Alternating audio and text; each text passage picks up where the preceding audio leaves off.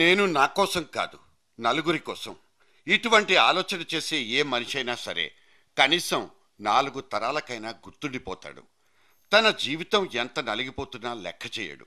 న్యాయం వైపే నిలబడి తోటి సమూహాన్ని నిలబెట్టుకుంటాడు.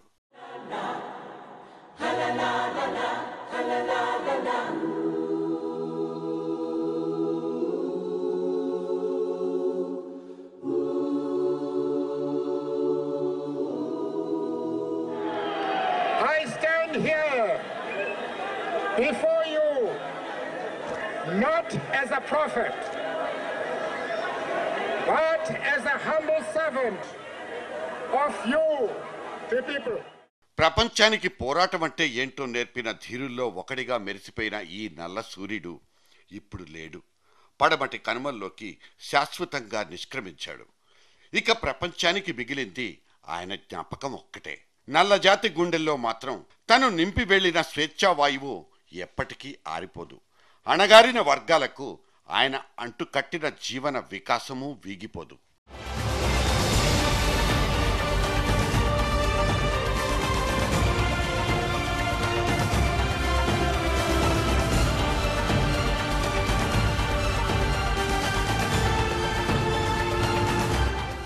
నల్ల సూర్యుడు, ఎర్ర జెండా, తెల్ల పావురం, వివక్షకు అణచివేతకు అలవాటు పడిపోయిన ప్రపంచాన్ని తట్టిలేపిన పటిష్టమైన సమీకరణం.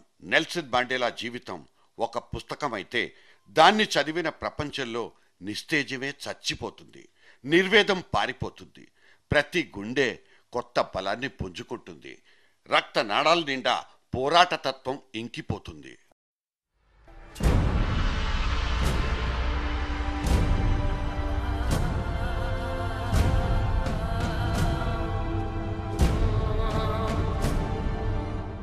పుట్టిన తేదీ, కుటుంబ వివరాలు, చదువు సంఖ్యలు, పుచ్చుకున్న పట్టాలు, అందుకున్న పురస్కారాల జాబితాల్లాంటివి పక్కకు పెడితే మండేలా జీవన విధానమే ఈ తరానికి పనికొచ్చే అమూల్యమైన నిత్యావసరం. నిజానికి మండేలా అనే అతని పేరులోనే దుడుకు స్వభావం ఉంది. యుద్ధాన్ని కూడా లెక్క చెయ్యనంత ప్రశాంతమైన గుణం ఆయన నడవడిలో మాత్రమే కనిపిస్తుంది. శత్రువును సంస్కారయుతంగా ఎదుర్కోవాలన్న ధర్మ సూక్ష్మాన్ని, శాంతి మార్గాన్ని మన జాతిపిత నుంచే మండేలా నేర్చుకున్నాడు.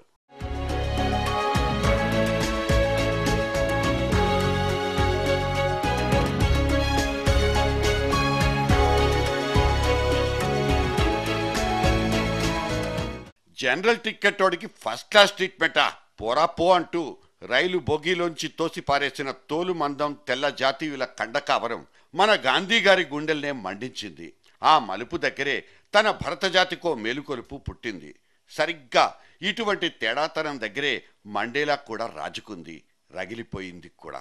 మనిషి చర్మపు రంగును బట్టి వాడి జీవితాన్ని శాసించేలాంటి బ్రిటిషోడి పరిపాలన మీద మండేలా యుద్ధం ప్రకటించాడు. పాలకుణ్ణి ఎన్నుకునే ఒకే ఒక మార్గమైన ఓటు హక్కును దూరం చేసేసి నల్ల జాతీయుడిని ఒక మూలకు నెట్టి పారేయడాన్ని మండేలా ధీటుగా నిలదీశారు. ఆఫ్రికన్ నేషనల్ కాంగ్రెస్ పేరుతో ఒక సమూహాన్ని కూడా తీసుకున్నాడు. కొండను ఢీకొడతానంటూ మొండిగా ముందుకెళ్లాడు.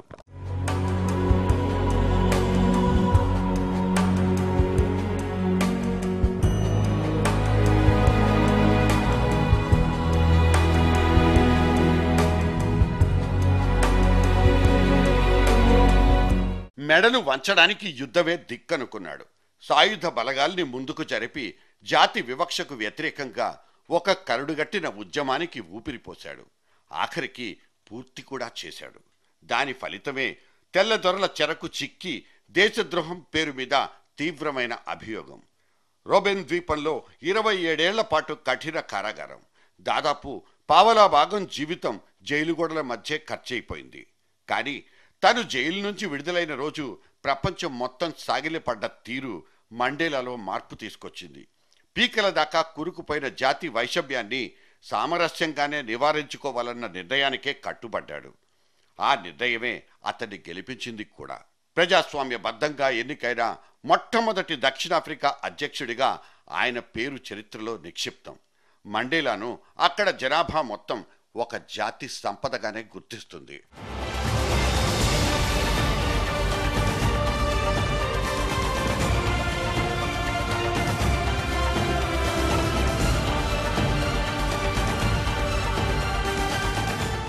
దక్షిణాఫ్రికా Gandhi, Lenin of South Africa అంటూ అందరి ముద్రలు మండేలా మీదున్న తన ముద్ర మాత్రం ప్రపంచ సమాజం మీద శాశ్వతంగా నిలిచిపోతుంది.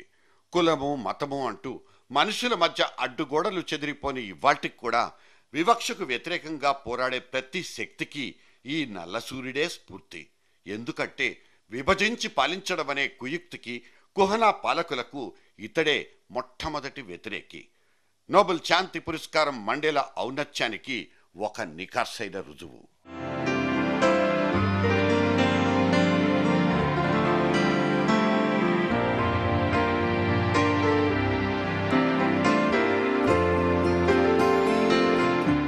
జీవితం అంతా పోరాటంతోనే గడిపేసిన మండేలాకు చివరి రోజుల్లో చావుతో సైతం యుద్ధం చేసుకోక తప్పలేదు. మృత్యువు ఆయన శరీరాన్ని అన్ని తూట్లు పొడిచింది. మరి 27 ఏళ్ల జైలు జీవితంలోనే ఆయన ఊపిరితిత్తులు పాడైపోవడం మొదలైంది. చివరి 4 సంవత్సరాల్లో 3 సార్లు ఆసుపత్రి పాలై కృత్రిమ శ్వాసతోనే ఆయుష్ పెంచుకున్నారు.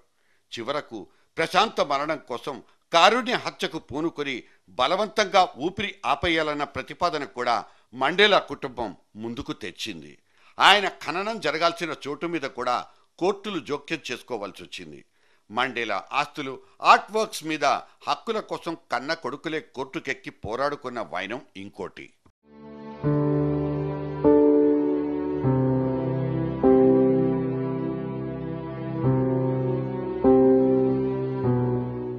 వానప్రస్థంలో అంతులేని శారీరక మానసిక వేదన అనుభవించిన మండేలా నోచుకుంది 95 వసంతాలే అయినా తాను మనకు ప్రసాదించింది మాత్రం 1000 ఏళ్ల వికాసం.